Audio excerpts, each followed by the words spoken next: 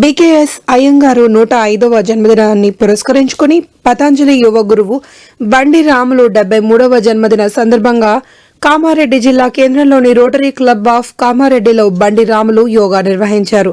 యోగా గురువు బండి రాములు 73వ జన్మదిన వేడుకలకు ముఖ్య అతిథులుగా మహారాజు గుడిమెట్ మహాదేవ్ స్వామీజీ, రోటరీ క్లబ్ ఆఫ్ కామారెడ్డి అధ్యక్షులు పోలబోయిన సత్యం, సెక్రటరీ రాజనరసింహారెడ్డి, కోశాధికారి సుధాకర్, పీఆర్టీయూ జిల్లా అధ్యక్షులు Ambeer Manohar, ward councillor Avadhuta Narendra, rotary club of Kamareddy సభ్యులు, బండి రాములు యొక్క కుటుంబ సభ్యులు పాల్గొన్నారు.